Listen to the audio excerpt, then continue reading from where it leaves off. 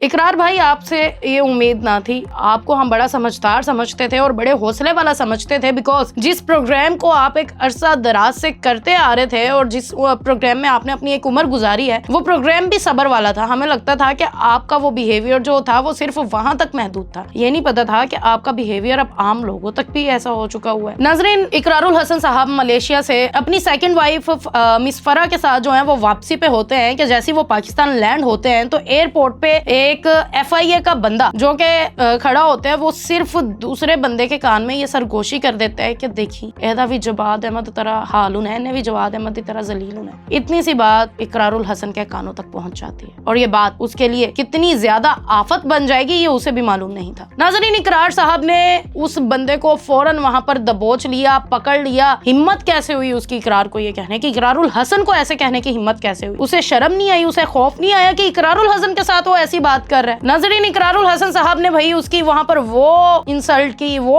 की। मोहसिन चीमा साहब, आप मोहसिन नकवी के अंडर काम करते हैं, उसके बावजूद आप उन्हें फलां कह रहे हैं, आप फलां कह रहे हैं, आपने मुझे ऐसे बात कैसे की, आपने मेरी इंसल्ट की, आप मुझसे माफी मांगे। अगर आप मर्द के बच्चे हैं, मर्द हैं, तो आप अभी के अभी रिजाइन दें। इकरार भाई, आप तो एक समझदार इंसान है, आप का टीवी से ताल्लुक है, अब आप अपनी एक सियासी जमात जो है वो भी बनाकर बैठ गए, उसके बावजूद इतना कम सब्र होना, इतना गुस्सा रखना, ये अच्छी बात नहीं है। इस वक्त आप अवाम को रिप्रेजेंट कर रहे हैं, इस वक्त अवाम आपसे उम्मीदें लगाई बैठी है। आप अपनी एक ऐसी सियासी जमात बनाकर बैठे हैं जिसके बाद आपने लोगों की जिंदगियां बदलनी है, गुर्बत खत्म करनी है, पाकिस्तान का नाम रोशन करना है, और आप पाकिस्तान की अवाम के लिए ऐसे अल्फाज इस्तेमाल करें, ऐसे उन्हें जलील करेंगे। आपको चाहिए था कि आप अपने बिहेवियर से हर वो इंसान जो आपके खिलाफ है उसे अपना बना ले। आपने अब एक सियासी पार्टी बनाई है और ऑलरेडी यहाँ पर बहुत सी सियासी पार्टीज हैं, लोग बटे हुए, कुछ लोग इमरान खान के फॉलोअर्स हैं तो कुछ नवाज शरीफ के फॉलोअर्स हैं, कुछ बिलावल को भी फॉलो करते हैं। आपने अपनी जगह बनानी थी, आपने उन लोगों को अपने काम से ये साबित करना था कि मैं बेहतर हूँ और सबसे बेहतर हूँ। आपने इसकी बजाय लोगों के मुंह बंद करवाने को तरजीह दी कि आज मैं इसका वो हाल करूँ कि कल को कोई उठ के मुझे ऐसी बात ना कर सके। आपको क्या लगता है कि आपका ये इमेज पाकिस्तान के लिए अच्छा रहा?